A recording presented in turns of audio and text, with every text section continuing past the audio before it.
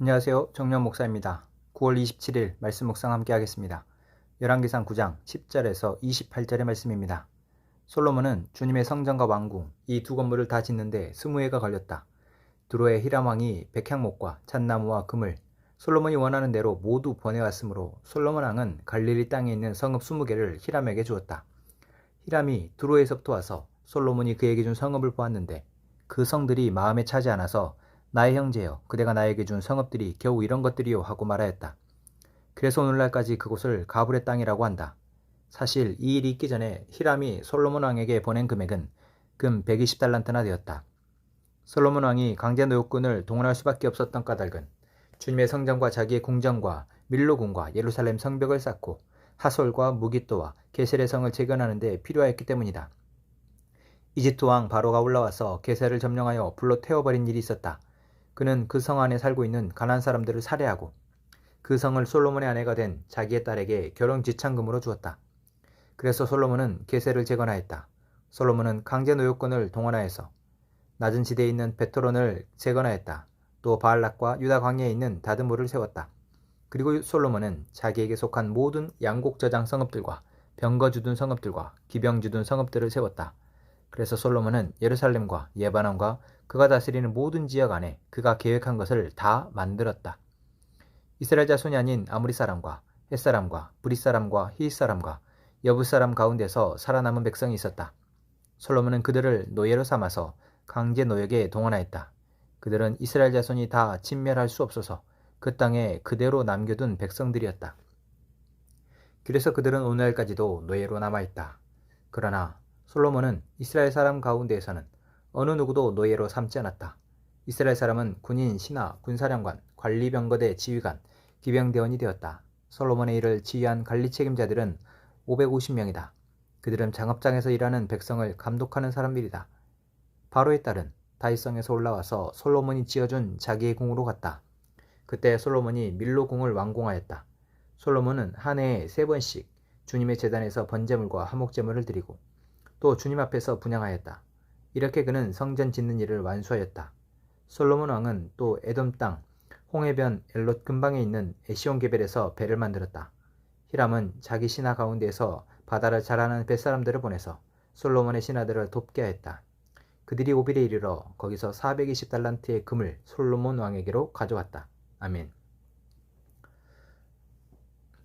오늘 본문의 말씀은 솔로몬이 성전과 왕궁을 완공하고 이 건물을 건축하는데 큰 역할을 한 두로의 히람 왕에게 갈릴리의 성읍 20개를 준 이야기로 시작하고 있습니다. 성전을 건축하고 왕궁을 건축하고 여러 건설을 하는데 도움을 준 대가로 솔로몬이 준 것이죠. 그리고 이 성읍을 준 것에 대해서 두로의 히람 왕은 그것이 쓸모없는 땅이라고 이름 붙이며 불만을 표하고 있습니다. 이 본문에서 우리는 단순히 히람 왕이 불만을 표한 이 사실이 아니라 하나님이 약속하신 땅, 그래서 하나님의 백성들에게 허락하신 이 땅을 솔로몬 왕이 이방 사람인 두로의 히람 왕에게 주고 있는 사실을 봐야 합니다. 솔로몬이 성전을 건축하고 왕궁을 건설하는데 하나님이 성전을 건축하는 것도 기뻐하셨고 또한 왕궁을 건축하는 것도 하나님이 허락하셨다 한다면 그 가운데에 솔로몬이 자신이 합당하다고 생각하는 대가를 히람 왕에게 지불하는데 그것이 하나님께서 이스라엘 백성들이 허락하신 땅인 것이죠. 하나님은 처음 이 땅을 주시면서 그리고 땅 분배를 하시면서 이스라엘 자손 외에 이 땅이 흘러가지 않도록 하셨습니다. 왜요? 하나님이 약속하신 땅이기 때문에 그렇습니다. 그런데 솔로몬은 이것을 두로의 왕과의 외교에 있어서 편리성 또 좋은 관계를 위해서 줘버립니다. 하나님이 기뻐하시지 않을 모습이죠. 또한 15절부터 나오는 솔로몬의 여러 큰 업적이 나오고 있는데 이 업적은 솔로몬이 강제 노역권을 동원하여서 성전도 짓고 궁전도 짓고 여러 성들을 재건하였다라는 이야기입니다. 이 성들을 재건한 것은 솔로몬이 왕으로서 이스라엘의 국경을 튼튼하게 하기 위한 어떻게 보면 지혜로운 처사로 보여집니다. 그래서 북쪽 국방과 그 다음에 서쪽 국방 그리고 남쪽 국방의 중요한 요새들을 솔로몬이 짓습니다. 그리고 거기에 사용된 노역군들은 바로 광제 노역군, 가나안 땅에 살고 있던 사람들을 노예로 삼아서 합니다. 오늘 이 본문 속에서 또 이야기하고 있는 바는 하나님이 가나안 땅의 거민들을 모두 진멸하라 라고 말씀하셨던 그 약속이 여전히 솔로몬 시대까지도 지켜지지 않았고 그것을 자신들의 노예로 사용하고 있는 모습을 우리는 봐야 한다는 것이죠. 또한 솔로몬이 이제 왕으로서 자신이 생각할 때 국방을 튼튼히 하고 나라의 국력을 더 하기 위해서 양곡을 저장하는 성읍들도 짓고 병거를 주둔하는 성읍들도 짓고 기병을 주둔하는 성읍들도 지었는데 하나님이 이러한 부분들을 이미 신명기 말씀에서 경고하고 오셨다는 사실을 우리는 잊지 말아야 합니다. 하나님이 모세를 통해서 이스라엘 백성들이 너희들이 만약 나중에 가나안 땅에 들어가게 되면 혹시 다른 나라처럼 왕을 세울 때 군마를 많이 가지지 말고 많은 아내를 두지 말고 은과 금을 너무 많이 모으지 말라라는 경고를 하셨다라는 것을 우리는 알아야 합니다. 신명기 17장 말씀에서 그렇게 얘기하고 있죠. 그런데 오늘 본문에 보면 솔로몬은 이 하나님의 경고를 다 어기고 있습니다. 나라를 튼튼히 한다라는 명목하에 많은 군마를 두고 그것들을 보관할 성읍을 짓고 또한 양곡들을 많이 쌓아두어서 은과 금을 많이 쌓아둘 성읍들을 짓고 또 솔로몬이 이제 뒤에 본문에서 나오지만 많은 아내를 여기서 나오죠. 바로 애굽의 바로 왕과의 이 외교의 원활함을 위해서 바로의 딸을 아내로 맞이합니다. 그리고 이후에도 많은 이방 여인들을 아내로 맞이하죠. 이처럼 솔로몬은 하나님께서 자신에게 주신 그 지혜로 하나님의 은혜 아래 살아가는 것을 택하기보다 자신의 지혜로 자신의 능력으로 나라를 잘 다스리고 자신의 능력으로 백성들을 보호하고 자신의 능력으로 나라를 더 부강하게 만드는데 그 지혜를 사용하고 있다라는 것이죠. 일견 보기에는 합리적이고 정말 탁월한 지도력을 갖춘 왕인 것처럼 보이지만 우리가 하나님이 우리의 진정한 왕이시다라는 것을 볼 때 솔로몬의 이러한 나라를 위한 처사들은 계속해서 하나님의 통치에서 조금씩 엇나가고 있다라는 것입니다.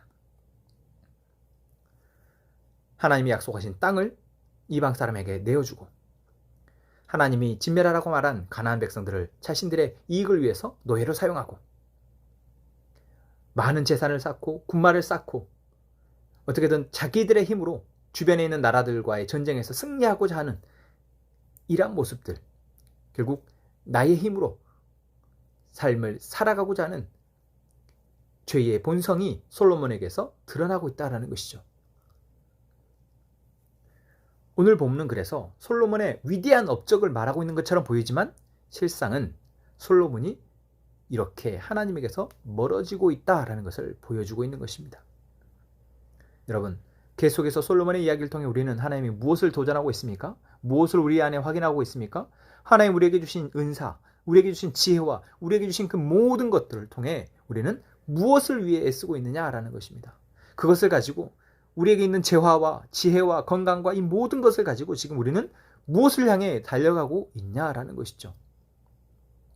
그것이 일견 우리의 생각에서는 합리적인 것처럼 보이고 그렇게 해야 우리가 잘 사는 것처럼 보인다 할지라도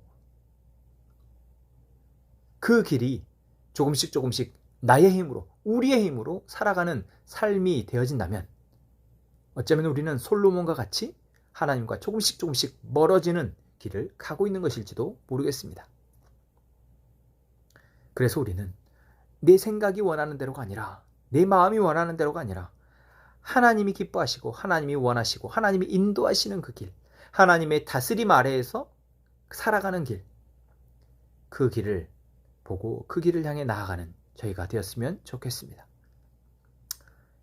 기도하겠습니다. 하나님, 오늘도 우리에게 말씀을 통해 우리의 삶을 돌아보게 하시니 감사합니다. 솔로몬은 참 많은 것을 이루었고 많은 것을 가졌던 왕이었지만 그 많은 것이 오히려 솔로몬에게 독이 되어 하나님에게서 멀어졌음을 말씀을 통해 보게 됩니다. 주님, 우리가 우리의 욕심으로 우리의 능력으로 삶을 살아가고 있다. 어리석게 판단하지 않게 하여 주옵소서. 하나님이 우리의 삶을 이끌어 가시며 하나님의 은혜로 하나님의 다스림 아래에서 살아가는 것임을 기억하고 하나님의 뜻을 쫓아 하나님이 기뻐하시는 길을 택하여 나아가는 저희가 되게 하여 주옵소서. 내 생각과 내 마음이 원하는 것이 아니라 하나님이 말씀하시는 것을 순종하는 저희가 되게 하여 주옵소서. 추석 명절이 다가왔습니다. 오랜만에 만나는 가족들과 많은 이야기를 나누는 것 가운데 세속의 가치들이 우리 마음을 틈타지 않도록, 그래서 우리 마음이 낙심되거나 슬퍼지지 않고 두려워지지 않고 근심하게 되지 않도록 주님, 우리의 마음과 생각을 지켜 주옵소서.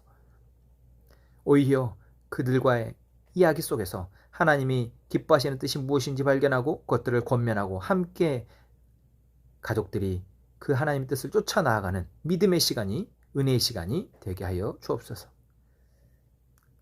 감사하며 예수님의 이름으로 기도합니다. 아멘.